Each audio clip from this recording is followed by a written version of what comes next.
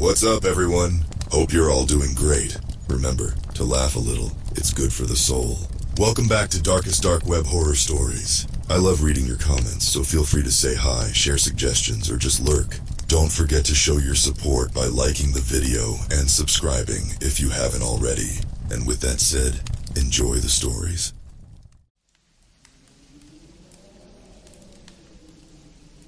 The pale face was there again, watching me from the shadows. Those empty black eyes bored into my soul. I blinked hard, willing the apparition to vanish. When I opened my eyes, it was gone. But I knew it would be back. It always came back. My name's Sarah, and I'm pretty sure I'm being stalked by the Slenderman. Yeah, I know how that sounds. Trust me. A month ago, I would have laughed if someone told me they were being hunted by some made-up creepypasta monster. But that was before I saw him with my own eyes. Before the nightmares started. Before my life turned into a waking hell. It all began when my dumps roommate, Jess, dragged me down the dark web rabbit hole. We were bored one night, a little drunk, looking for thrills. "Come on, Sarah," she'd said. "Don't be such a psee. It'll be fun." Fun, right. We downloaded Tor, found some effed up forums, read stories that made my skin crawl. But it was all fake, right? Just edgy teens trying to one-up each other with spooky tales. Then we stumbled on a thread about Slenderman sightings. Jess thought it was hilarious. I got the creeps. Something about those blurry photos, those first-hand accounts. It felt different, more real somehow. I tried to shake it off, but that night I dreamed of a tall, slender figure standing at the foot of my bed. When I woke up screaming, Jess told me to lay off the vodka before bed. But then I started seeing him when I was wide awake. Just glimpses at first. A flash of pale skin, unnaturally long limbs. Always in my peripheral vision, gone when I turned to look. I tried to convince myself it was just my imagination playing tricks. Until the night I saw him clear as day, standing on the street outside our apartment. I was alone, Jess out on a date. I'd been working late, coding with my headphones on. When I finally looked up from my laptop, I nearly pissed myself. There he was, motionless under the streetlight. Impossibly tall and thin. No face, just smooth pale skin where features should be. And those freaking tentacles writhing from his back like something out of a Lovecraft story. I must have screamed because suddenly my neighbors were pounding on the door, asking if I was okay. By the time I worked up the courage to look outside again, he was gone. My neighbors thought I was nuts. Hell, I thought I was nuts. But I knew what I'd seen. That was 3 weeks ago. Since then, the sightings have gotten more frequent, more brazen. He's toying with me now. I can feel it. Watching. Waiting. For what, I don't know. But the dread in my gut tells me I don't want to find out. I've tried telling Jess, my parents, even a therapist. They all look at me with the same mixture of concern and disbelief. Jess thinks I need to get laid. My parents want me to come home, see a psychiatrist. The therapist tried to put me on antipsychotics. Maybe they're right. Maybe I am losing my mind. But what if I'm not? What if he's real, and he's coming for me? I can't sleep. Can barely eat. I've started carrying a knife for all the good it would do against him. My work is suffering. My social life is non-existent. I jump at every shadow, flinch at every unexpected sound. I'm a mess, and I don't know how much longer I can go on like this. Something's gotta give. Either I'll crack up completely or... No, I can't think like that. I have to stay strong, have to find a way to fight back. But how do you fight a monster that shouldn't exist?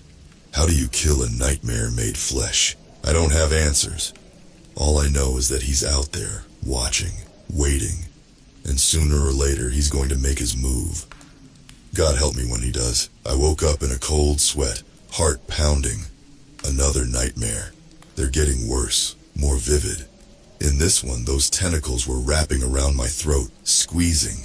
I shook off the memory and dragged my ass out of bed. Stumbled to the bathroom, splashed some water on my face, The dark circles under my eyes made me look like a freaking zombie. "Get it together, Sarah," I muttered to my reflection. Fat chance of that. My phone buzzed. Text from Jess. "You okay?" "Heard you screaming again. Maybe time to talk to someone." I ignored it. What was I supposed to say? "Sorry I woke you just dreaming about being murdered by an internet boogeyman again. NBD. Yeah, that'd go over great." I chugged some coffee, tried to focus on work. Coding used to be my escape, but now even that felt tainted. Every shadow on my screen made me flinch, expecting to see that faceless horror looming behind me. By lunchtime, I was a nervous wreck. Decided to go for a walk, clear my head. Bad idea. The park near our apartment was usually peaceful, but today it felt wrong. The air was thick, oppressive. Birds weren't singing. Even the usual joggers and dog walkers were nowhere to be seen.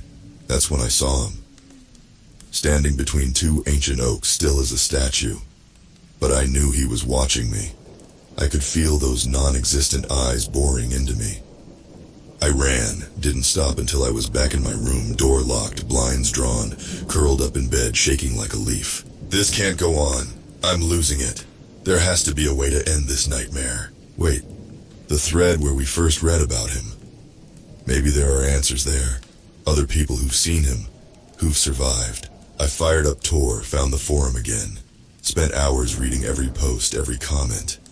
Most was the usual creepypasta bullshit. But a few felt real, like mine. One user claimed to have banished Slenderman using some kind of ritual. It sounded crazy, but at this point I was desperate enough to try anything. The instructions were specific. I'd need certain items, had to perform the ritual at midnight in the woods where I first saw him. Risky as hell, but what choice did I have? I gathered what I needed. Candles, herbs, a silver knife.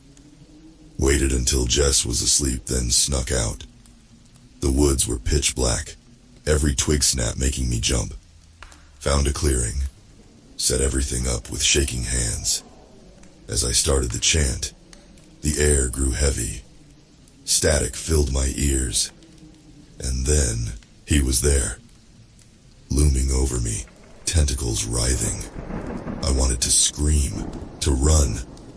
But I forced myself to finish the ritual, voice cracking. For a moment, nothing happened. Then a blast of icy wind knocked me on my ass. When I looked up, he was gone. Did it work? Was he banished? I waited, holding my breath. Nothing. No sign of him. I laughed, giddy with relief. It was over. I was free. I gathered my stuff and headed home, feeling lighter than I had in weeks. As I neared the edge of the woods, a twig snapped behind me. I whirled around, heart in my throat. Nothing there, just shadows and trees. But as I turned back, something caught my eye. A scrap of paper pinned to a tree, fluttering in the breeze. I approached cautiously, squinting in the darkness. As I got closer, I could make out words scrawled in jagged handwriting. "Nice try." My blood ran cold. This can't be happening. The ritual was supposed to work. He was supposed to be gone. A branch creaked overhead. I looked up, and there he was, crouched on a limb like some monstrous spider, tentacles coiling around the trunk. I ran faster than I ever have in my life. Didn't stop until I was home, door locked, huddled in the corner of my room. What have I done? The ritual didn't banish him. It pissed him off, made things worse. Now he's toying with me, letting me know he can get to me anytime, anywhere. I'm so screwed. I must have dozed off eventually. Woke up to Jess shaking me, worry etched on her face. "Sarah, what the hell? Why are you sleeping on the floor, and why are you covered in dirt?" I burst into tears, told her everything. To her credit, she listened without interrupting. When I finished, she hugged me tight. "We'll figure this out," she said, "I promise." For the first time in weeks, I felt a glimmer of hope. Maybe with Jess's help, I could beat this thing. Find a way to end the nightmare for good. But as Jess went to open the curtains, letting in the morning light, I saw it. A single black tentacle, retreating from view. He's still out there, watching, waiting. This isn't over, not by a long shot. Jess believed me. Holy shit, Jess actually believed me. After weeks of thinking I was losing my marbles, someone finally took me seriously. It felt like a weight lifting off my chest. "We need a plan," Jess said, pacing our tiny living room. "There's gotta be a way to stop this creepy motherfucker." I nodded, trying to ignore the shadows that seemed to writhe in the corners of my vision. But how? That ritual was supposed to work, and it only made things worse. Jess's eyes lit up. "What if we fight fire with fire? Fight internet monster with internet monster hunters?" I blinked. "What are you talking about?" She grinned, that mischievous look I knew all too well. "There's this group online, calls themselves the Creepy Hunters. They investigate paranormal stuff, urban legends, all that jazz. Maybe they can help." It sounded nuts, but then again, so did being stalked by Slenderman. "Fine," I sighed. "What have we got to lose?" Turns out a lot. Jess made contact with the Creepy Hunters. They were skeptical at first, but something about our story piqued their interest. A week later, 3 of them showed up at our door. There was Mike, the leader, burly dude with a beard like a lumberjack. Tessa, tech wizard and self-proclaimed psychic. And Devin, who didn't say much but carried enough gear to stock a paranormal Home Depot. They set up shop in our apartment, covering every surface with cameras, sensors, and stuff I couldn't even name. The place looked like NASA mission control. "We'll catch the bastard," Mike assured me. "On film, at least. Then we'll figure out how to send him back to whatever hell he crawled out of." I wanted to believe him. But that night, as I lay in bed surrounded by blinking electronics, I couldn't shake the feeling that we were in way over our heads. A scream jolted me awake. "Tessa." I rushed to the living room to find her hyperventilating, pointing at her laptop. "I saw him," she gasped. "Right there, on the camera feed. But when I tried to save the footage, it corrupted, turned to static." Mike tried to calm her down, but I could see the fear in his eyes. This was more than they bargained for. Days passed. The Creepy Hunter's confidence faded as equipment malfunctioned. Batteries drained inexplicably, and the oppressive feeling of being watched grew stronger. Then Devin disappeared. We'd split up to search the neighborhood after another possible sighting. When Devin didn't come back, we retraced his steps. Found his gear scattered in an alley, smashed to pieces. No sign of Devin. Mike lost it. Started ranting about cutting our losses, getting the hell out of Dodge. Tessa was catatonic, muttering about the coming darkness. Jess and I exchanged looks. This was bad. Really bad. That night, huddled in my room with the others, I hit rock bottom. What had I done? I dragged these people into my nightmare, and now one of them was missing. Probably dead. As if reading my thoughts, Jess squeezed my hand. "This isn't your fault," she whispered. "We'll figure it out. Together." I wanted to believe her, but as I looked around at the terrified faces of our protectors, I knew we were screwed. A loud crash from the kitchen made us all jump. Mike grabbed a makeshift weapon, a table leg we'd broken off earlier. "I'll check it out," he growled. "No," I hissed. "We need to stick together." Too late. He was already moving, creeping towards the kitchen with the table leg raised. We held our breath, straining to hear. A moment of silence, then Mike's scream cut off abruptly, replaced by a wet, tearing sound. Something heavy hit the floor. Tessa lost it, bolting for the door. Jess tried to stop her, but she was too fast. We heard her footsteps pounding down the stairs.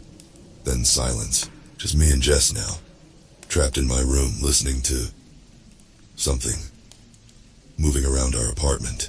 "The window," Jess whispered. "We can climb down the fire escape." I nodded, numb with terror. We inched towards the window, trying not to make a sound. Almost there, just a few more steps. The door exploded inward. Tentacles lashed out, wrapping around Jess. She screamed as they dragged her into the darkness of the hallway.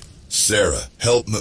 Her voice cut off with a sickening crunch. I stood frozen, unable to move, unable to think. This couldn't be happening. It had to be another nightmare.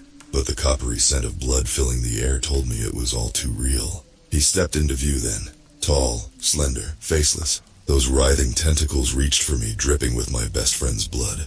I should have been paralyzed with fear, should have given up, accepted my fate. Instead, something snapped inside me. Rage. Pure, burning rage. This thing had terrorized me, hurt my friends, killed Jess. No more. With a scream of defiance, I charged at the monster. No plan, no weapon, just blind fury. What happened next? I still can't explain it. But somehow I'm alive. And Slenderman, let's just say he won't be stalking anyone else. Ever again. But that's a story for another time. Right now, I need a drink. And about 1,000 years of therapy. The cops didn't believe me. Can't say I blame them. 4 people dead or missing, apartment trashed, and the sole survivor raving about some internet boogeyman. Yeah, I'd think I was full of shit too. They hauled me in for questioning.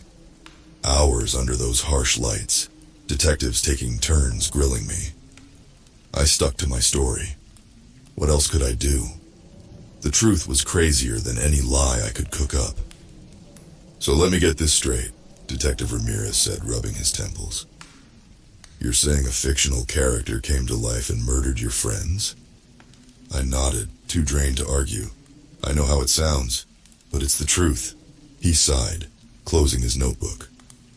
Look, kid, I don't know what really happened in that apartment, but you better start talking sense, or you're looking at serious time.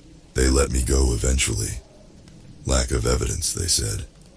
But I could feel their eyes on me as I left the station. This wasn't over. I couldn't go back to the apartment. Too many memories. Too much blood. I checked into a cheap motel on the outskirts of town, paid cash. Needed time to think, to plan my next move. As I lay on the lumpy mattress, staring at water stains on the ceiling, my phone buzzed. Text from an unknown number. We know the truth, meet us Midnight City Park. My heart raced. Was it a trap? Cops trying to trick a confession out of me? Or maybe, no, he was gone. I'd made sure of that, hadn't I? Curiosity won out over caution. At 11:55, I found myself at the park entrance, nerves on edge. A figure emerged from the shadows. Young guy, maybe early 20s, hoodie pulled low over his face. Sarah? He asked, voice barely above a whisper. I nodded, hand tightening on the pepper spray in my pocket. He looked around nervously, then said, I'm Alex. I know what happened to you. Because it happened to me too. My jaw dropped. You've seen him, Slenderman? Alex nodded grimly. 2 years ago. Lost my little sister to that bastard. Been hunting him ever since. But I killed him, I said, doubt creeping into my voice. And didn't I? Alex's laugh was bitter. If only it were that easy. You heard him, sure. Send him back to whatever hell he crawled out of. But he'll be back. They always come back. My blood ran cold. They? Slenderman's just the tip of the iceberg, Alex said. There's a whole world of nightmares out there, and they're getting stronger, feeding off our fear, our belief. He must have seen the disbelief on my face because he pulled out his phone, showed me pictures. Things that made Slenderman look tame in comparison. There's more of us, Alex continued. People who've seen the truth, who are fighting back. We call ourselves the Vigil. Why are you telling me this? I asked, though I already knew the answer. Because we need your help, he said. You hurt Slenderman. That makes you special. With training, you could be a powerful ally. I laughed humorlessly. You want me to join your monster hunting club after everything I've been through? Alex's eyes hardened. You think it's over? That you can just walk away? Trust me, once you're in this world, there's no going back. They'll find you eventually. Better to face them on your terms. I wanted to tell him to fuck off. To run back to my crappy motel room and pretend none of this was happening. But deep down I knew he was right. I was in this whether I liked it or not. What do I have to do? I asked, resigned to my fate. Alex smiled, but there was no joy in it. First, we need to get you off the grid. Cops are still sniffing around and we can't afford that heat.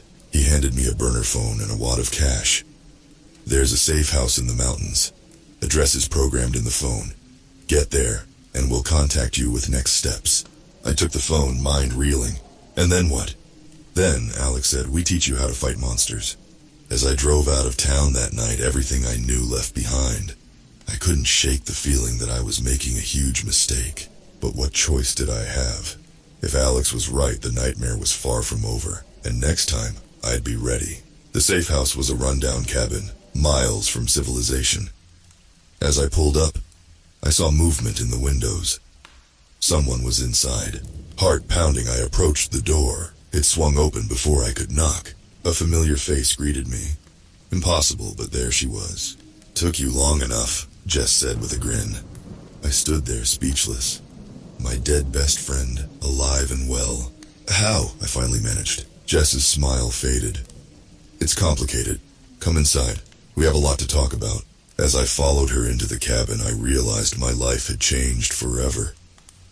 There was no going back now. The real question was, where the hell were we going?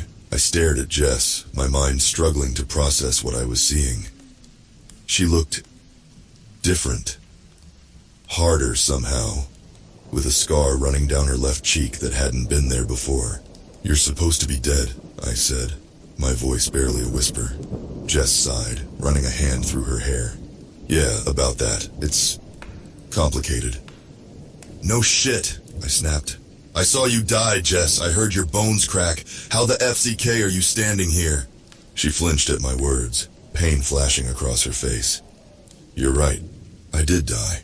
Or, part of me did. My head was spinning. What the hell does that mean? Jess motioned for me to sit. I did, my legs feeling like jelly. When Slenderman attacked me, she began, something happened. I felt myself being torn apart, not just physically, but on some other level. Like my soul was being ripped in two. I listened, horrified and fascinated, as Jess explained how she'd woken up in a place between worlds, a twisted reflection of our reality. How she'd fought her way back, changed in ways she still didn't fully understand. I'm not the same Jess you knew, she finished, her eyes pleading for understanding. But I'm still me, still your friend, and I'm here to help you. I wanted to believe her. God, how I wanted to. But after everything that had happened, trust didn't come easy. Prove it, I said. Tell me something only the real Jess would know. She thought for a moment, then smiled. Remember that time in college when you got wasted and tried to seduce Professor Hawkins? I groaned, feeling my face flush. Oh God, don't remind me. You threw up on his shoes and cried about how you'd never be good enough for his magnificent brain. Jess continued laughing.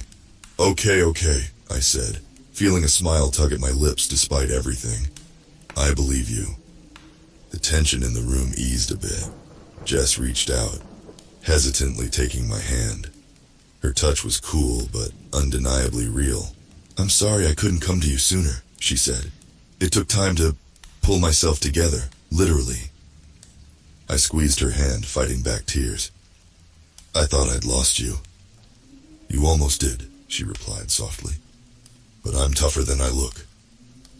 We spent hours talking, Jess filling me in on what she'd learned about the world beyond the veil. It was terrifying stuff. Monsters and demons that made Slenderman look like a fluffy kitten. So what now? I asked eventually. Alex mentioned training, fighting back against these things. Jess nodded grimly. The Vigil's been fighting this war for centuries, but they're losing ground. That's why they need people like us. People who've touched the other side and lived. But how? I asked. I'm just me. I got lucky with Slenderman. I don't know how to fight monsters. That's where I come in, Jess said with a wink. Death gave me some unique abilities. I can teach you to tap into the power you gained from your encounter. I raised an eyebrow. What, like supernatural boot camp? Something like that, she grinned. Hope you're ready to get your ass kicked. The next few weeks were brutal. Jess pushed me harder than I thought possible, teaching me to harness the strange energy I'd absorbed from Slenderman. It wasn't just physical training. There were rituals to learn, symbols to memorize, ancient texts to study. My head felt like it was going to explode from information overload, but slowly, surely, I felt myself growing stronger, more confident. The nightmares didn't stop entirely, but now I could fight back. I learned to lucid dream, to shape the dreamscape to my will. One night, I dreamed of Slenderman again. But this time, as those tentacles reached for me, I stood my ground, focused my will, and watched with satisfaction as he burst into flames. I woke up feeling more alive than I had in months. "You're ready," Jess said over breakfast that morning. "Ready for what?" I asked, mouthful of cereal. She slid a folder across the table. "Your first real mission. There's a town in Nevada. People going missing. Reports of something wrong in the mines outside town." I flipped through the file, feeling a mix of excitement and dread. "When do we leave?" Jess shook her head. "Not we. You. I've got my own assignment." Fear gripped my heart. "You're sending me in alone? You can handle it," she said firmly. "I've taught you everything I can. Time to spread your wings, little monster hunter." I wanted to argue, but I knew she was right. I couldn't hide in this cabin forever. As I packed my gear, weapons blessed by forgotten gods, talismans of protection, and a whole lot of salt, I caught my reflection in the mirror. The scared girl who'd stumbled into this nightmare was gone. In her place stood a warrior, eyes gleaming with otherworldly power. "All right, you creepy bastards," I muttered. "Let's dance." I hit the road at dawn. My old life nothing but a distant memory. Ahead lay danger, darkness, and God knows what else. But for the first time in forever, I wasn't afraid. I was ready. Bring it on. The town of Hollow Creek, Nevada looked like something out of a post-apocalyptic movie. Boarded up windows, empty streets, an oppressive silence hanging over everything. I pulled my beat-up Jeep into what passed for the town square, killing the engine. The silence was deafening. "What the hell happened here?" I muttered, scanning the deserted buildings. Movement caught my eye, a curtain twitching in a second-story window. Someone was watching me. I got out of the car, stretching casually while my eyes darted around, taking in every detail. The file Jess gave me said people had been disappearing for weeks, but this was a ghost town. A creaking sound made me whirl around, hand going to the iron knife at my belt. An old man stood on the porch of what looked like a general store, shotgun aimed squarely at my chest. "You best turn around and leave, stranger," he called out, voice raspy. "Ain't nothing for you here but trouble." I raised my hand slowly. "Easy there, Pops. I'm here to help. Name's Sarah. Well, let's just say I'm good with weird shit." The old man's eyes narrowed. "You with the government? Or one of them monster hunter types?" "Something like that," I replied carefully. "Want to tell me what's going on here?" He lowered the shotgun slightly. "Reckon you wouldn't believe me if I told you." I smirked. "Try me." 20 minutes later, I was sitting in the old man's kitchen. Joe, he said his name was, listening to a story that would have sounded insane a few months ago. It started with the mines. An old silver operation, abandoned for decades. Some big corporation bought it up, started digging again. That's when people started disappearing.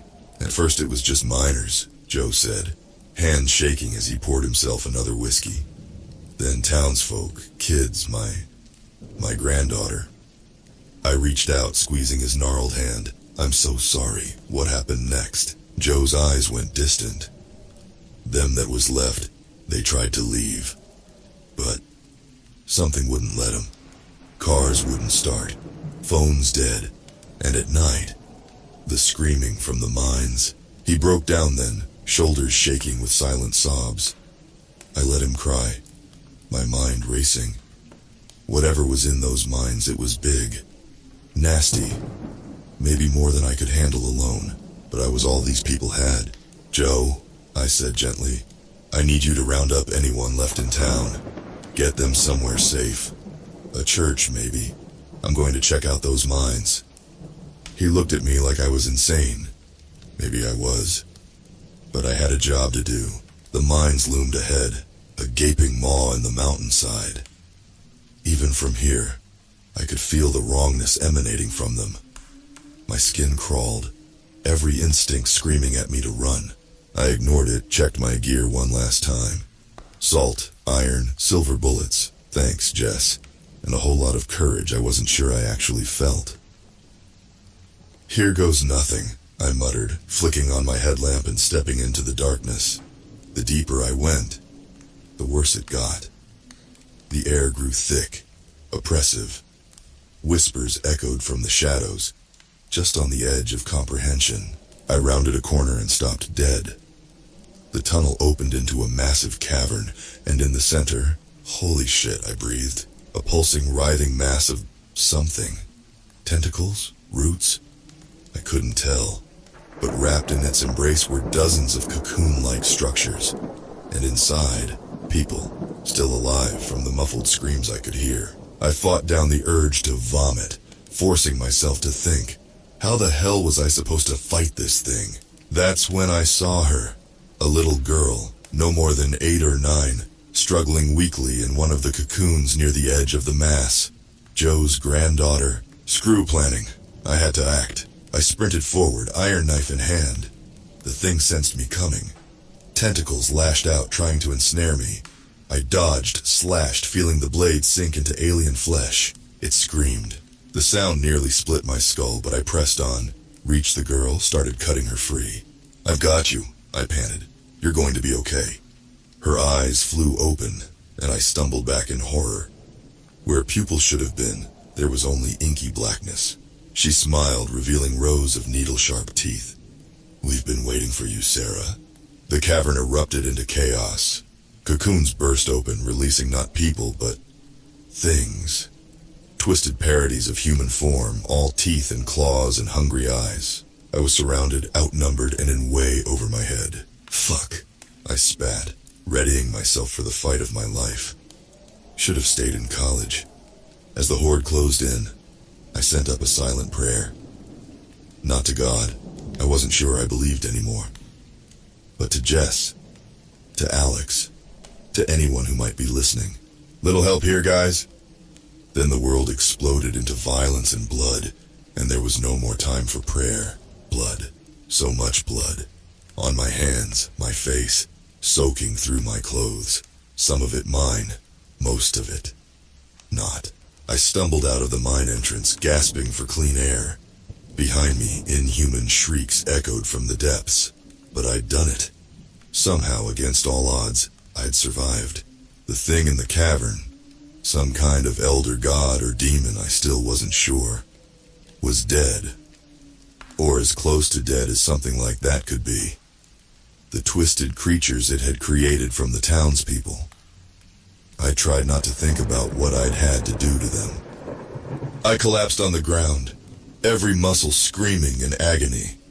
My head throbbed where one of those things had slammed me into a rock wall. Pretty sure I had a couple broken ribs too, but I was alive, and I'd saved some of them. Not all, not nearly enough, but some. Sarah! A voice called out. Joe, the old man, running towards me with a group of shell-shocked-looking townsfolk. I tried to stand, but my legs gave out. Joe caught me before I hit the ground. Easy there, girl, he said gently. We've got you. I must have passed out, because the next thing I knew, I was lying on a cot in what looked like a church. Bandages covered most of my body, and an IV drip was attached to my arm. Welcome back to the land of the living, a familiar voice said. I turned my head, wincing at the pain. Jess sat in a chair next to the bed, looking like she'd been through hell herself. Jess, I croaked, what are you doing here? She smiled wearily. Saving your ass, apparently. You're lucky I decided to check in when you missed your check-in time. Memory came flooding back. The cavern, the monster, the fight. The town, I said, trying to sit up. Did we... Jess gently pushed me back down. Easy, Tiger, the town's safe. What was left of it, anyway. You did good, Sarah. Real good. I closed my eyes, fighting back tears. Not good enough. So many of them were already... changed. Hey, Jess said firmly. You can't save everyone, but you saved who you could. That's what matters. I nodded, too tired to argue. What happens now? Now you rest and heal up. Then, well, there's always another monster to fight. I groaned. Can't someone else take a turn? Jess laughed. Sorry, kiddo. Once you're in this life, there's no getting out, but don't worry. Next time you'll have backup. As if on cue, the church door opened. Alex walked in, followed by a couple of faces I didn't recognize. More members of the vigil, I assumed. Heard you threw one hell of a party without us, Alex said with a grin. How you feeling, champ? Like I got hit by a truck, I replied. Then the truck backed up and hit me again. They all laughed at that. It felt good. Normal, almost. If you ignored the weapons they all carried and the haunted look in their eyes, as they filled me in on what I'd missed. The cover story they'd fed the authorities. The cleanup operation to make sure no trace of the Elder God remained. I felt something I hadn't experienced in a long time. Hope, yeah. The world was full of monsters. Yeah, most people had no idea the danger lurking in the shadows. But there were people like us, the Vigil, standing between humanity and the darkness. It wasn't an easy life. It wasn't safe, but it was important. And for the first time since this whole crazy journey began, I felt like I belonged. So, I said, interrupting their planning session, when do we head out for the next mission? Jess rolled her eyes. Slow down, Rambo. You need at least a few weeks to recover. I grinned. Fine. But I call dibs on the next Elder God we find. They all stared at me for a moment, then burst out laughing as I joined in, ignoring the pain in my ribs. I knew this was just the beginning. There would be more battles, more scars, more nightmares. But I wasn't alone anymore. I had a family now, a weird demon-hunting, slightly unhinged family. But a family nonetheless. And together, we'd face whatever horrors the universe could throw at us. Bring it on.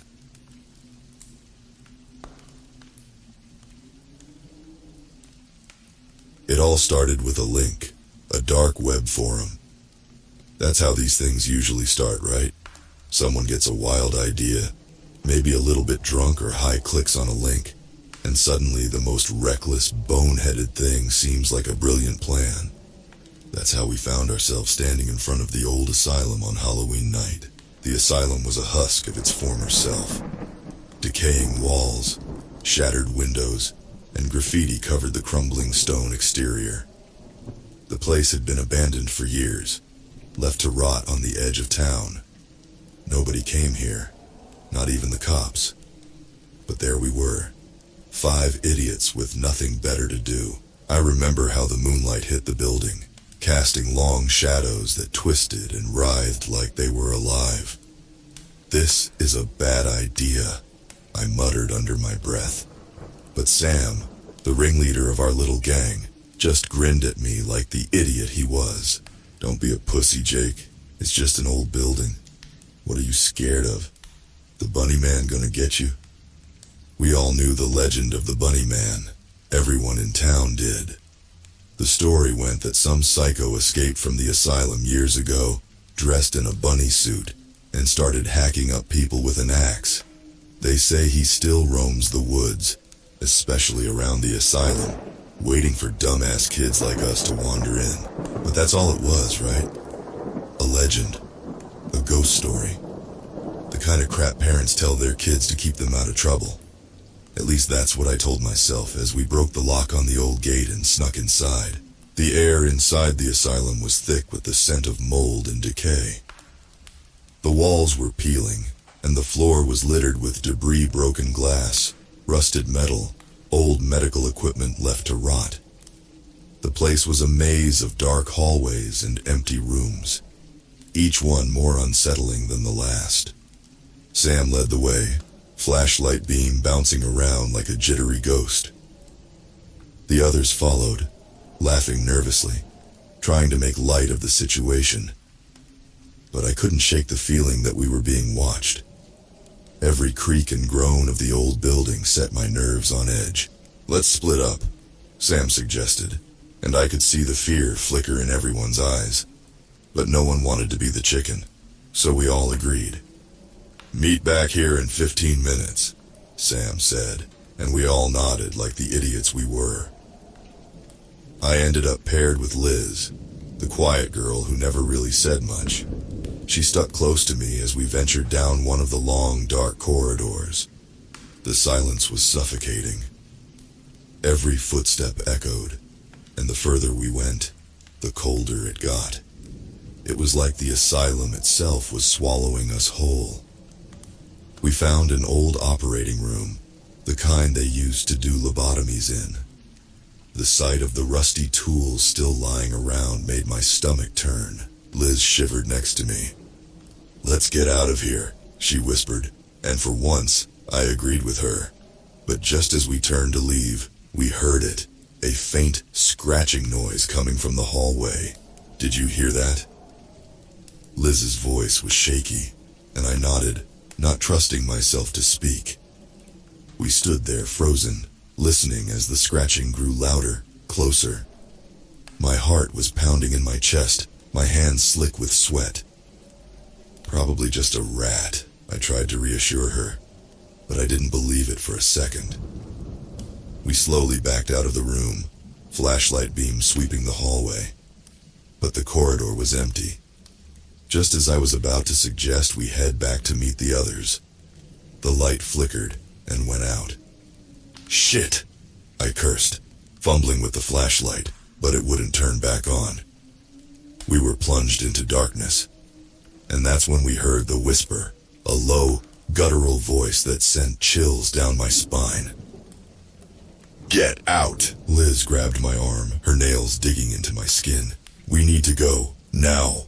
But before we could move, something heavy and wet hit the floor behind us.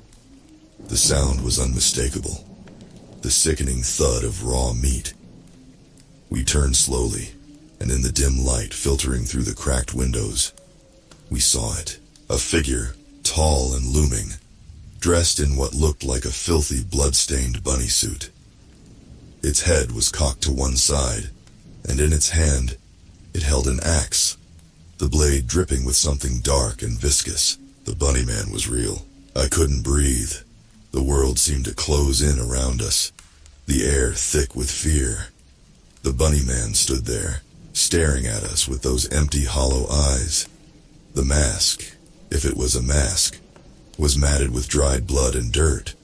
The fur was patchy, like it had been torn out in clumps. "Run!" I shouted, shoving Liz ahead of me. We bolted down the hallway, our footsteps echoing off the walls. The bunny man didn't move at first, just watched us with that sick, twisted smile. But then we heard it, the heavy thud of boots hitting the floor as he gave chase. We barreled through the asylum, desperate to find the others. My heart was hammering in my chest, each beat a countdown to death. I could hear Liz sobbing, but we didn't stop. We couldn't stop. The sound of the axe scraping against the walls followed us, a constant reminder that he was right behind us. We turned a corner, and there they were, Sam, Chris, and Mike, huddled together in the main hall. They looked up, confused, as we came crashing in. "What the hell?" Sam started, but then he saw the look on our faces. "What's going on?" "Run!" I screamed, and that's when the bunny man appeared in the doorway behind us. The sight of him froze everyone in their tracks. He was close now, so close I could smell the coppery tang of blood in the air.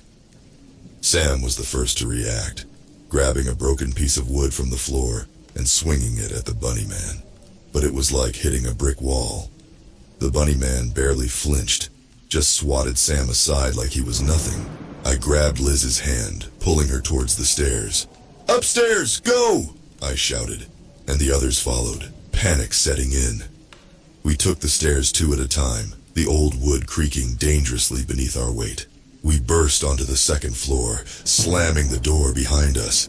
I leaned against it, trying to catch my breath. The others were in shock, eyes wide with terror. Sam was holding his arm, blood seeping through his fingers where the bunny man had slashed him. "What the fuck is happening?" Chris gasped, his voice shaky. "It's real," Liz whispered, tears streaming down her face. "The bunny man is real." "No, this can't be real," Sam muttered, shaking his head. But the blood on his arm told a different story. We didn't have time to argue. The door behind me shook violently as the bunny man slammed into it. We had maybe seconds before he broke through. My mind raced, searching for a way out. But there was nowhere to go. "This way!" Mike shouted, pointing down the hallway. We ran, the door behind us finally giving way with a loud crash. The bunny man was back on our heels, relentless, unstoppable. We ducked into a side room, barricading the door with whatever we could find. Old furniture, broken equipment, anything to buy us time. The room was small, claustrophobic, with a single window covered by rusted bars. "We're trapped," Sam said, his voice hollow. He was right. There was no way out. The door rattled as the bunny man pounded against it, the wood starting to splinter. Liz was crying, clutching at my arm like a lifeline. Chris was pacing, muttering to himself. Sam was pale, sweat dripping down his face as he clutched his bleeding arm. "We're going to die here," Mike whispered, and no one argued. The door gave way with a sickening crunch, and the bunny man stepped into the room, axe raised high. There was no escape, no way out. I could see the madness in his eyes, the bloodlust. This was it. We were done for, and then, as if in slow motion, I saw Sam move. He charged at the bunny man, screaming, tackling him to the ground. The two of them went down in a heap, struggling. I wanted to help, to do something, but I was frozen in place, paralyzed by fear. "Go!" Sam shouted, and that snapped me out of it. I grabbed Liz and Mike and we bolted out of the room. We didn't look back, not even when we heard Sam's screams echoing down the hallway. We ran, blind with terror, desperate to find a way out. But the asylum was a maze, every corridor looking the same. We were lost, trapped in this hell with no escape in sight. Finally, we burst through a set of double doors into the courtyard. The night air hit me like a slap in the face, cold and sharp. But we didn't stop. We kept running, through the overgrown weeds and rusted fences, until we were out, free from that nightmare. We collapsed on the ground, gasping for breath. The bunny man didn't follow us. He didn't need to. He'd gotten what he wanted. We lay there on the cold, damp ground, too exhausted and terrified to move. The asylum loomed behind us, a dark silhouette against the night sky. Sam was gone. The reality of it hit us like a ton of bricks. He'd sacrificed himself so we could escape. Liz was still crying, her sobs muffled by her hands. Chris was sitting with his back against a tree, staring blankly into the distance. Mike was the only one who managed to stand up, though he was shaking like a leaf. We need to call someone," Mike stammered, pulling out his phone. But there was no signal, not out here in the middle of nowhere. "Shit, we need to get out of here. Get to the road." No one argued. We stumbled to our feet, leaning on each other for support. Every noise in the dark sent our hearts racing. But the bunny man didn't follow. The night was eerily silent, as if the world was holding its breath. We made it to the road after what felt like hours of stumbling through the woods. The relief of seeing asphalt under our feet was overwhelming. Mike waved down the first car that passed, nearly throwing himself in front of it. The driver, an older man with a kind face, took one look at us and didn't ask any questions. He just unlocked the doors and let us in. The warmth of the car was a stark contrast to the cold, and for a moment, it felt like we might actually be safe. "Where to?" the driver asked, his voice calm, like he was used to picking up frantic kids on the side of the road in the middle of the night. Just take us to the nearest police station," I said, my voice shaking. The man nodded and started driving. We didn't speak for the rest of the ride, each of us lost in our own thoughts. Sam's face kept flashing in my mind, his scream still echoing in my ears. I knew I'd never be able to forget it. The police station was small, barely more than a couple of rooms in a brick building. The officer at the desk looked up as we stumbled in, and his expression went from bored to concerned in an instant. "What happened?" he asked, standing up and motioning for us to sit down. We tried to explain, but the words came out jumbled and frantic. The officer held up a hand to stop us, then called in a couple more officers to help. They took our statements separately, trying to piece together what had happened. When they finally got the story straight, the looks they gave us were a mix of disbelief and pity. "You kids shouldn't have gone out there," one of the officers said, his tone stern but not unkind. "That place is dangerous." "Dangerous?" I repeated, anger flaring up inside me. "Dangerous doesn't even begin to cover it. Sam is dead because of that fucking place." The officer's face softened, and he sighed. "We'll send a team out there to look for him, but these things don't always turn out the way we hope." I knew what he meant. They weren't going to find Sam. Not in one piece anyway. They let us go after a couple of hours, calling our parents to come pick us up. The ride home was silent, each of us trying to process what had happened. My mom kept glancing at me in the rearview mirror, worry etched on her face, but I couldn't bring myself to say anything. I didn't sleep that night. Every time I closed my eyes, I saw the bunny man, that twisted grin, the blood on his axe. I knew, deep down, that this wasn't over. The bunny man had gotten Sam, but he wasn't done with us. Not yet. The next few days were a blur. The police searched the asylum, but they didn't find Sam or the bunny man. They chalked it up to us being scared kids, imagining things in the dark.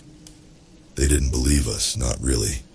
They found a lot of blood, sure, but no body, no weapon, nothing concrete. School was hell. The other kids whispered about us, called us crazy, said we'd made the whole thing up for attention. But we knew the truth. We could still see it in each other's eyes, the fear, the trauma.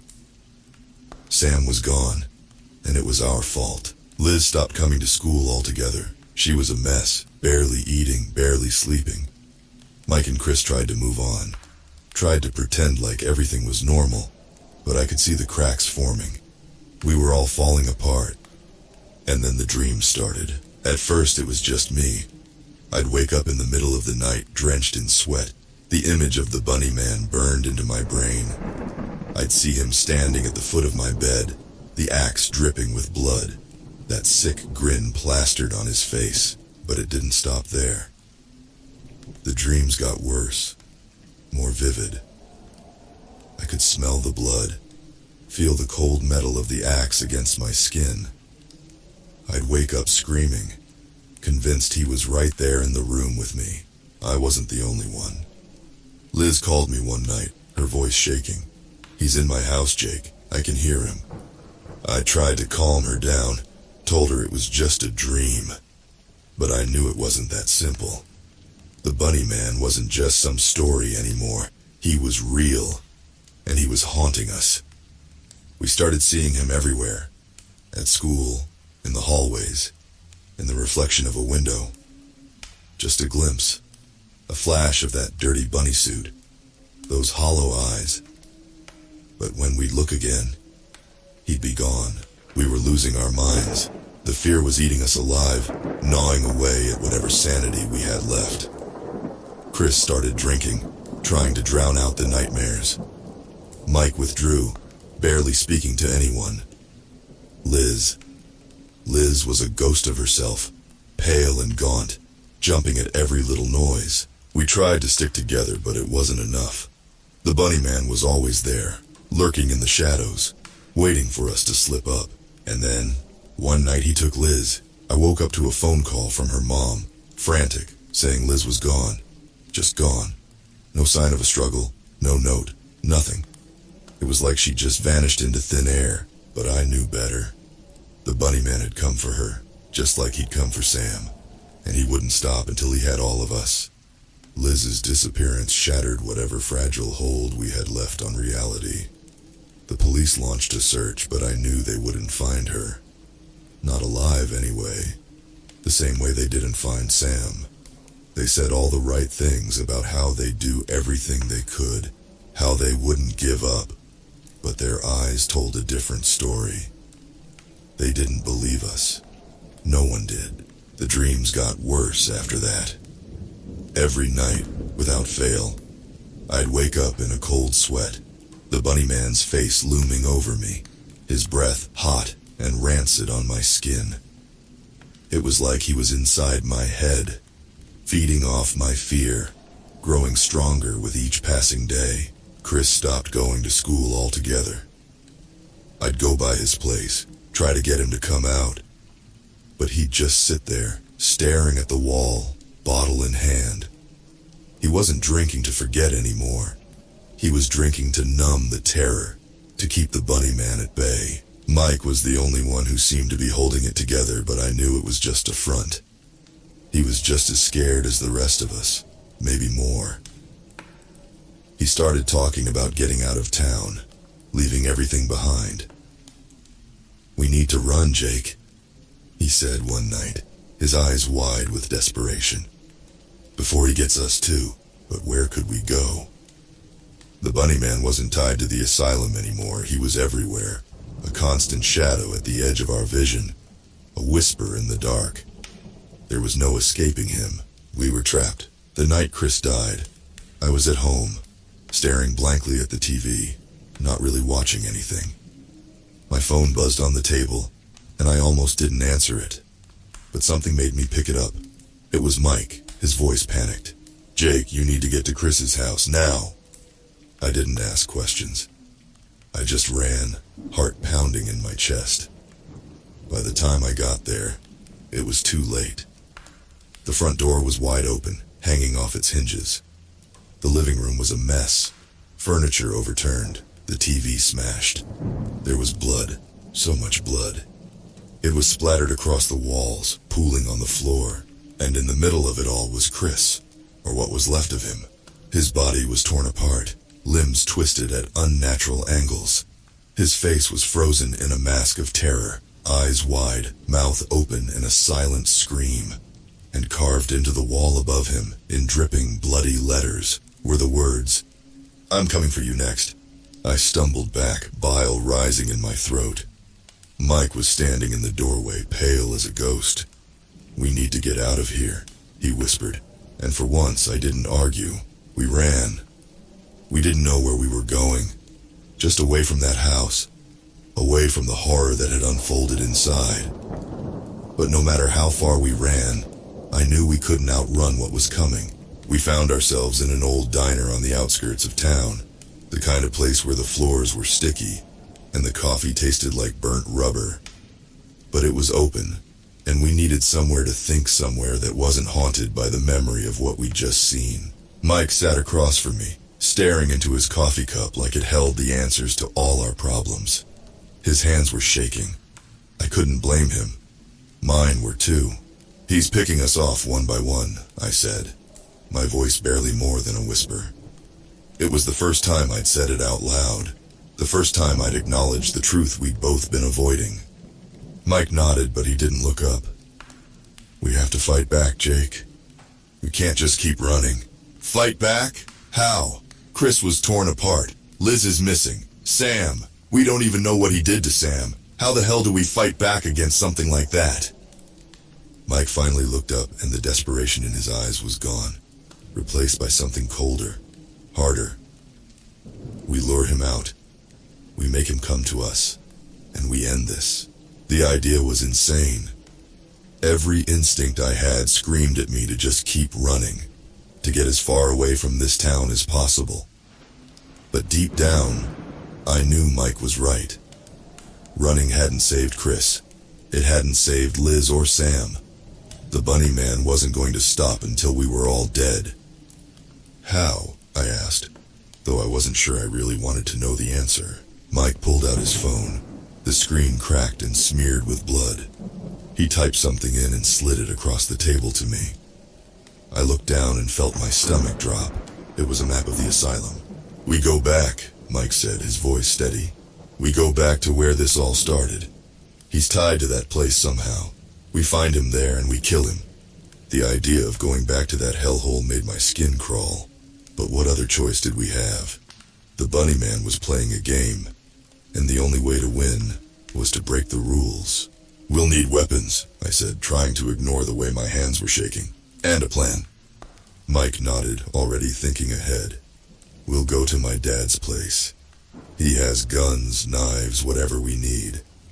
And we'll make sure we're ready this time.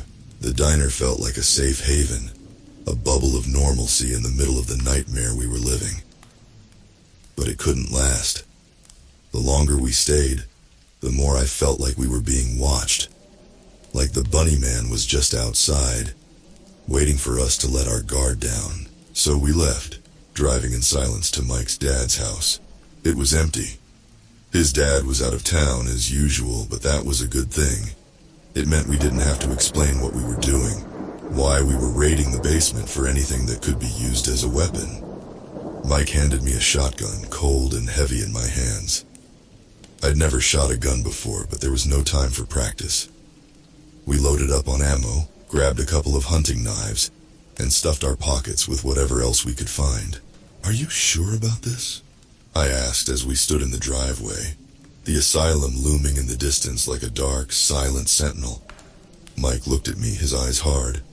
I'm sure it's the only way. We drove to the asylum, the road winding through the woods like a snake. The sky was overcast, a thick blanket of clouds hiding the moon and stars. It felt like the world was holding its breath, waiting to see what would happen next. The asylum was even more terrifying than I remembered. The windows were dark, the walls cracked and crumbling. It looked like something out of a nightmare, a place where the rules of reality didn't apply. We parked the car a little way down the road, not wanting to draw too much attention. Then we grabbed our weapons and headed toward the entrance, every step feeling like a march toward the gallows. The door creaked open, the sound echoing through the empty halls. The air was thick with the stench of mold and decay, and the floorboards groaned under our weight. We stick together, Mike whispered, his voice barely audible. No matter what happens, we don't split up. I nodded, gripping the shotgun so tightly my knuckles turned white. Every shadow seemed to move. Every noise set my heart racing.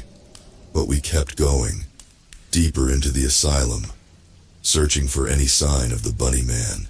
And then we heard it, a soft shuffling sound, like something being dragged across the floor. It was coming from down the hall, where the light from our flashlights couldn't reach. Mike raised his gun, his face set in grim determination. "This is it," he said, and we started moving toward the sound.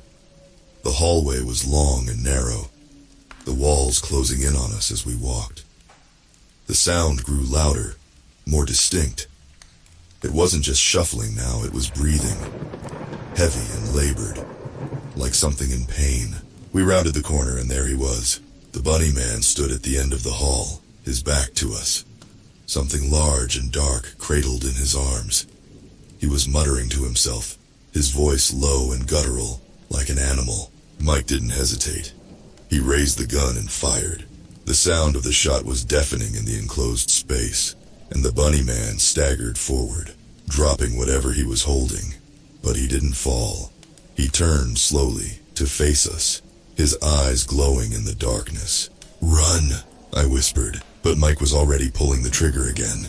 The bunny man roared, a sound that shook the walls, and then he was coming toward us, faster than anything that size should be able to move. Mike kept firing, but it was like the bullets weren't even touching him. I turned and ran, the sound of Mike's screams chasing me down the hall. But I didn't stop. I couldn't stop. Not until I was out of that place, out of the asylum, and into the open air. I burst through the front doors and kept running, into the woods, into the dark. Mike was gone. Liz was gone. Chris and Sam were gone. It was just me now. I don't remember how long I ran. Time lost all meaning out there in the woods, with the trees closing in on me, the night pressing down like a weight. I stumbled, fell, got back up, kept running. Eventually I collapsed, my body refusing to go any further. I lay there on the forest floor, gasping for breath, my mind a whirlwind of terror and grief. I'd lost everyone. My friends were dead, taken by the bunny man, and now it was only a matter of time before he came for me too. There was no escaping him. I could feel it in my bones, that cold certainty that this was how it was going to end. But as I lay there, something strange happened. The fear started to fade, replaced by a kind of numb acceptance. I wasn't going to survive this, and maybe that was okay. Maybe it was better to just let it end, to stop running and face whatever was coming. So I stood up, wiped the dirt and blood from my face, and started walking. I didn't know where I was going, but that didn't matter. I just kept moving, putting one foot in front of the other, until I found myself back at the asylum. The front doors were still open, hanging off their hinges. Inside, the darkness waited, thick and suffocating.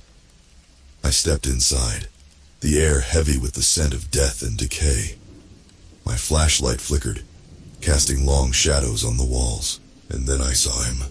The bunny man was standing in the middle of the hallway, his axe dangling from one hand, blood dripping from the blade. He was covered in it, from head to toe, his white suit stained crimson. His eyes locked onto mine, and I felt a shiver run down my spine. But I didn't run. I just stood there, waiting, my heart pounding in my chest. He took a step forward, and then another, his footsteps echoing in the silence. I could see the madness in his eyes, the hunger, the need to kill. But I didn't move. When he was just a few feet away, I finally spoke. "You win," I said, my voice steady despite the fear that gripped me. "But you're not taking me down without a fight."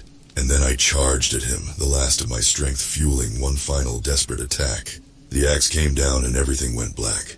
When I woke up, I was lying on the floor of the asylum, the cold seeping into my bones. My head was throbbing, and my vision was blurry, but I was alive.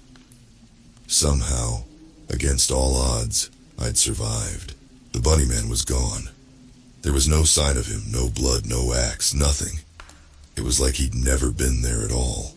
I dragged myself to my feet, every muscle in my body screaming in protest. I didn't know what had happened, how I'd made it out alive, but I didn't care. I just needed to get out of there, to put as much distance between myself and that place as possible. As I stumbled out of the asylum and into the early morning light, I realized something. The bunny man was gone. But the memory of what he'd done, of what I'd seen, would haunt me for the rest of my life. There was no escaping that, and maybe that was his final revenge.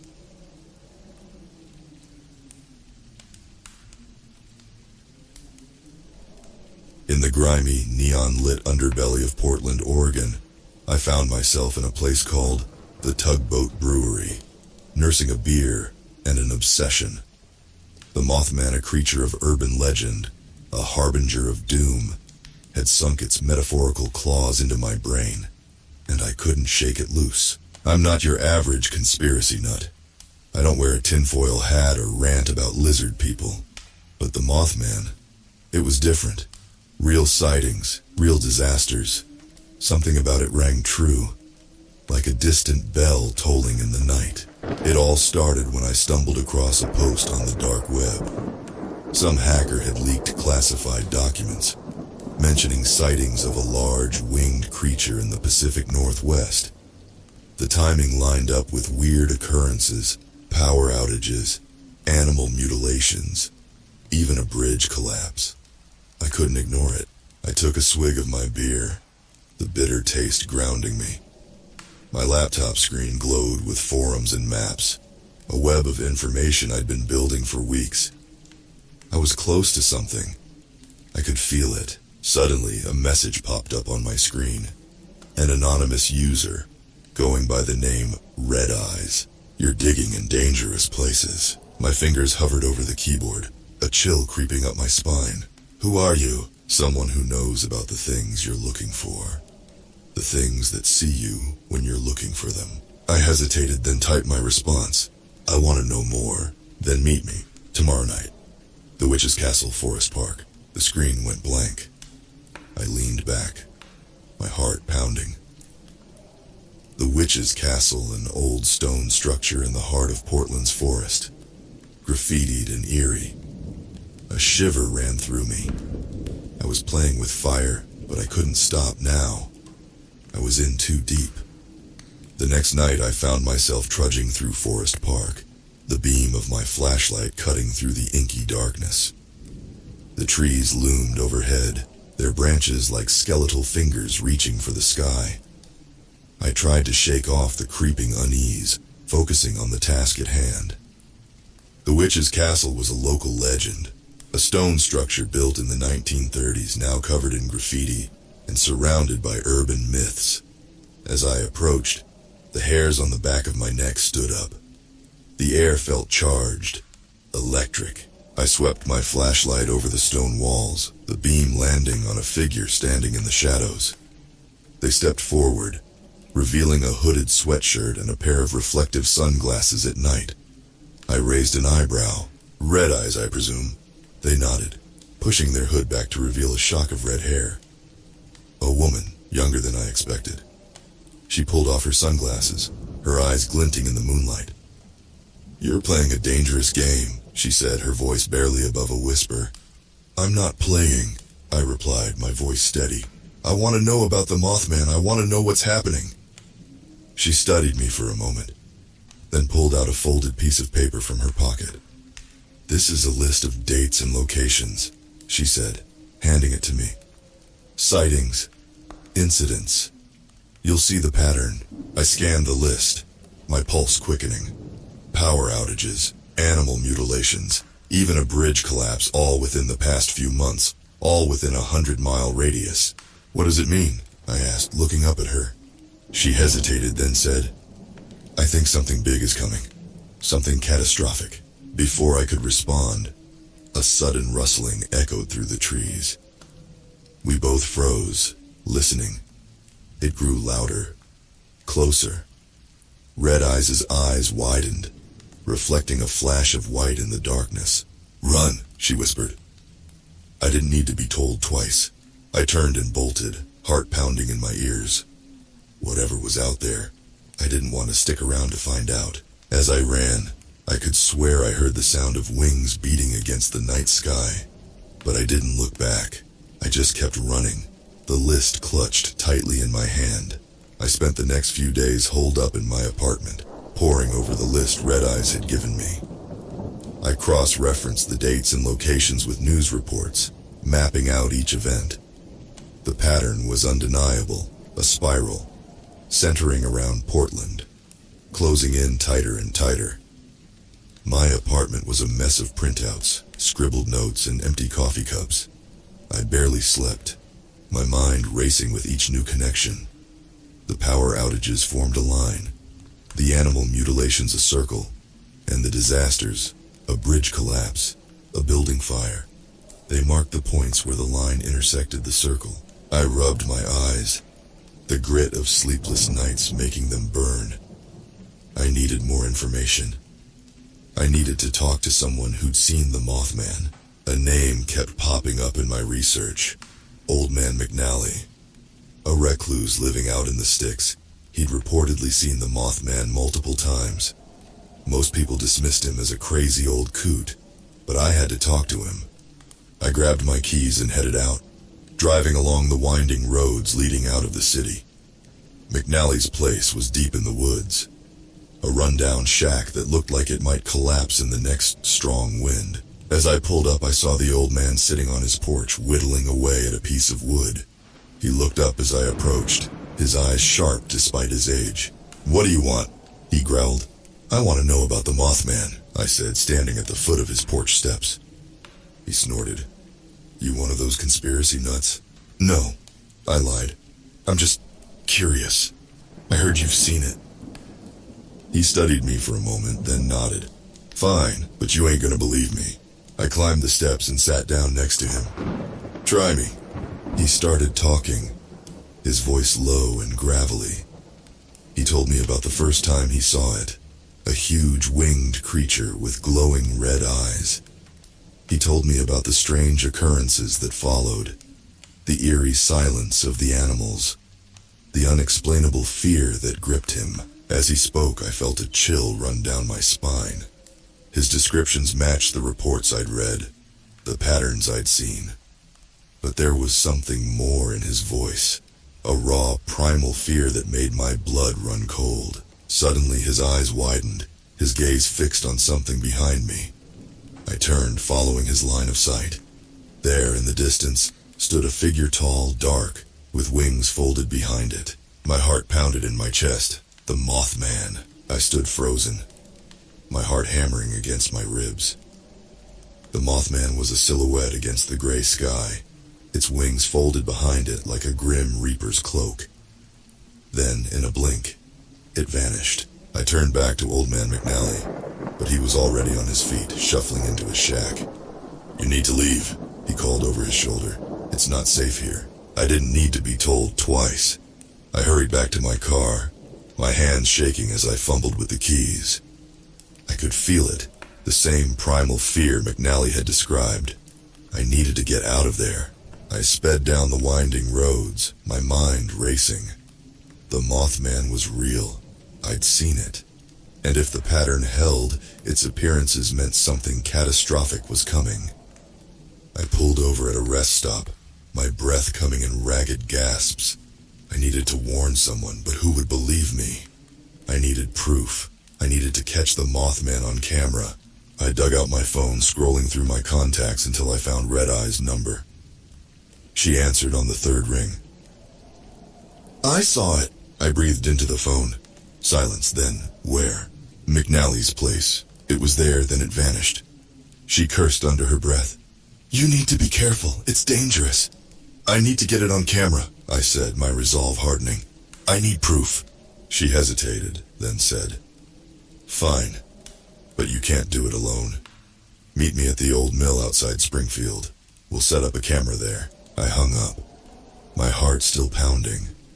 I was onto something big, something terrifying. But I couldn't stop now. I had to see this through.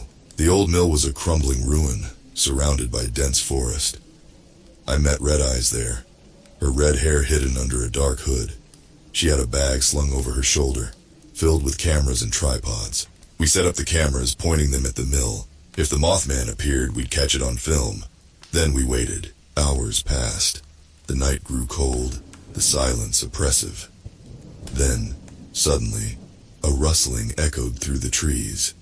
We both tensed, our eyes scanning the darkness. The rustling grew louder, closer. Then, a figure emerged from the trees. Not the Mothman, but a man.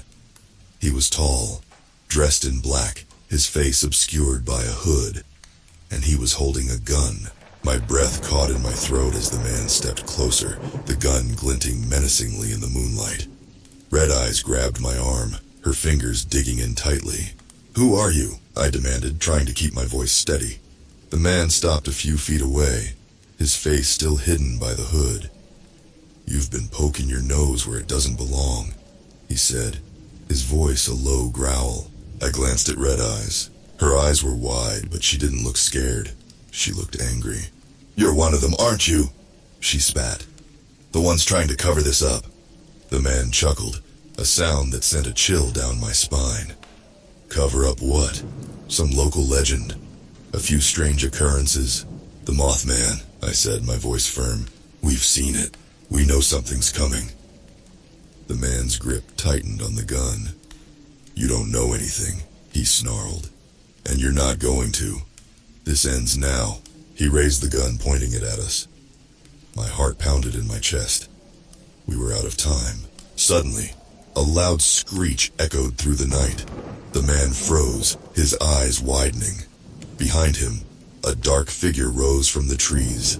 The Mothman. It towered over the man, its wings spread wide, its red eyes glowing like embers. The man turned, his gun shaking in his hand. But the Mothman was faster. It swooped down, its wings enveloping the man. he screamed, a sound that sent shivers down my spine. Then silence. The Mothman turned to us, its red eyes burning into mine. I could feel it, the same primal fear, the same urge to run. But I stood my ground, my eyes locked onto the creature. Then, as suddenly as it had appeared, it vanished. I let out a breath, my body shaking with adrenaline. We were alive. Red Eyes grabbed my arm, pulling me towards the cameras. "We need to check the footage," she said, her voice urgent. We huddled around the camera, rewinding the footage. There on the screen was the Mothman clear as day. We had our proof, but as we watched, something else caught my eye. Behind the Mothman, a faint shape appeared in the sky, a circle of light, pulsating and growing brighter. I looked up, my heart pounding. The same circle was appearing in the real sky, directly above us. "What is that?" I whispered, fear gripping my heart. Red Eyes looked up, her eyes wide with terror. "I don't know," she breathed. "But I think it's what the Mothman's been warning us about." The circle of light in the sky pulsed like a heartbeat, growing brighter and wider with each throb. A sense of dread washed over me, rooting me to the spot. This was it, the catastrophic event the Mothman had been warning us about. Red Eyes grabbed my hand, her grip tight. "We need to get out of here," she urged, pulling me away from the cameras. But I couldn't move. I was transfixed by the light, a morbid fascination holding me captive. What if we can stop it?" I said, my voice barely a whisper. She looked at me, her eyes reflecting the pulsating light. "How? We don't even know what it is." I shook my head, my mind racing. "I don't know, but we have to try." I turned back to the cameras, my heart pounding. If we could capture this on film, maybe we could analyze it, find a way to stop it. But as I reached for the camera, the light intensified, blinding me. I stumbled back, my eyes burning. When my vision cleared, I saw that the light had changed. It was no longer a circle, but a beam, reaching down from the sky like a solid pillar. It touched the ground a few 100 feet away, sending a shockwave rippling through the earth. Red Eyes and I exchanged a glance, then started running towards the beam. The air crackled with energy, the hairs on my arms standing on end. As we approached, we saw that the beam was not just light, it was changing things. Trees caught in the beam were twisting and warping, the ground churning like boiling water. "What's happening?" Red Eyes shouted over the roar of the beam. I shook my head, my mind struggling to comprehend what I was seeing. "I don't know." Suddenly, a figure stepped out from the beam. It was a man, or at least, it had the shape of a man. But his skin was translucent, his eyes glowing with the same light as the beam. He looked at us, his expression unreadable. "Who are you?" I shouted, my voice barely audible over the roar. The man tilted his head, studying us. Then he spoke, not with his mouth, but in our minds. "I am the messenger," he said, his voice echoing in my skull. "The bridge is open. The way is prepared." I looked at Red Eyes, her face pale in the harsh light. "The bridge?" I echoed, confusion swirling in my mind. The man looked up at the sky, his glowing eyes widening. "It comes," he said. Following his gaze, I saw something descending from the beam, a dark shape, growing larger and more distinct as it approached. It was a creature, unlike anything I'd ever seen. It had the body of a lion, the wings of an eagle, and the head of a goat. Its eyes burned with the same light as the beam. I stumbled back, my heart pounding with primal fear. Beside me, Red Eyes let out a choked sob. "What is that?" she whispered. The messenger looked at us, his expression grave. "It is the Harbinger," he said. "The first of many. The bridge is open. The way is prepared." The Harbinger descended, its wings outstretched, its eyes burning with an otherworldly light. I stood frozen, my mind struggling to process what I was seeing. This wasn't possible. This wasn't real, but it was. I could feel the heat radiating from the creature, the ground shaking beneath its weight as it landed. It let out a roar, a sound that echoed through my bones, filling me with a terror so profound it was paralyzing. Red Eyes grabbed my arm, her nails digging into my skin. "We have to run," she whispered, her voice barely audible over the roar of the beam. But I couldn't run. I couldn't move. I was transfixed by the creature, my mind screaming with fear and disbelief. The messenger stepped forward, his glowing eyes fixed on the harbinger. He raised his hand, and the beam of light intensified, the air crackling with energy. The harbinger roared again, its wings beating against the night sky. Then, suddenly, the Mothman appeared. It swooped down from the darkness, its wings enveloping the harbinger. The two creatures clashed, their roars echoing through the night. The Mothman was smaller, but it was fierce, its red eyes burning with a fierce determination. The messenger turned to us, his expression grave. "The bridge must be closed," he said, his voice echoing in my mind. "Or more will come." I looked at him, my heart pounding. "How?" I asked, my voice barely a whisper. He pointed at the beam of light. "The source," he said. "Destroy the source." I looked up at the beam, my mind racing. The source, it was high up, too high to reach. But we had to try. I turned to Red Eyes, grabbing her hand. "We need to find a way up there," I said, my voice firm. She looked at me, her eyes wide with fear. But she nodded, her grip tightening on my hand. We were in this together. Whatever happened, the tree was twisted and warped, but it was our only chance. We started climbing, our hands slipping on the rough bark, our feet struggling to find purchase. The beam of light pulsed beside us, so close that I could feel its heat, its energy making my skin tingle, and my hair stand on end. Each branch we climbed took us higher, closer to the source of the light. I tried not to look down, tried not to think about the fall that awaited us if we slipped. Instead, I focused on the task at hand, on the need to stop whatever was happening. As we climbed higher, the wind picked up, whipping around us with a fierce intensity. It was as if the very air was trying to push us back, to stop us from reaching our goal. But we pressed on, our determination unwavering. Finally, after what felt like an eternity, we reached the top.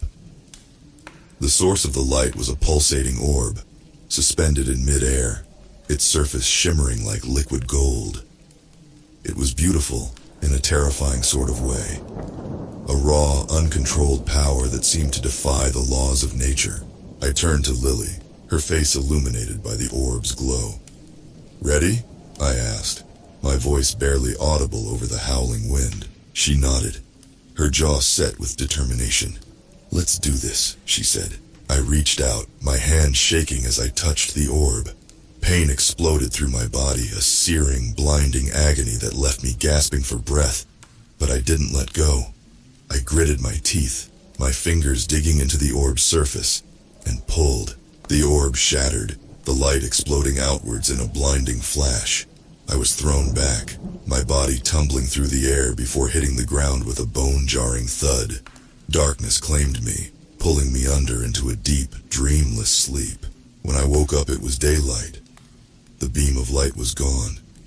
The creatures vanished. Beside me, Lily stirred, her eyes fluttering open. "What happened?" she asked, her voice hoarse. I sat up, my body aching with every movement. I looked around, taking in the destruction that surrounded us. The trees were twisted and warped, the ground churned up and scorched. It was like a bomb had gone off, leaving nothing but devastation in its wake. I think we closed the bridge," I said, my voice barely a whisper. Lily looked at me, her eyes reflecting the same mix of relief and disbelief that I felt. "But at what cost?" she whispered. I didn't have an answer. I didn't know what we had unleashed, what we had stopped. All I knew was that we were alive, and that was enough. In the distance, I heard sirens wailing. the sound of emergency services approaching. I looked at Lily, and she looked at me. We didn't need to say anything.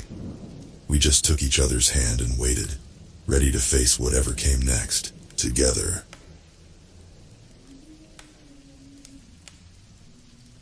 If you like today's tales, don't forget to like and subscribe MM13. Help MM13 get to 1,000 subscribers.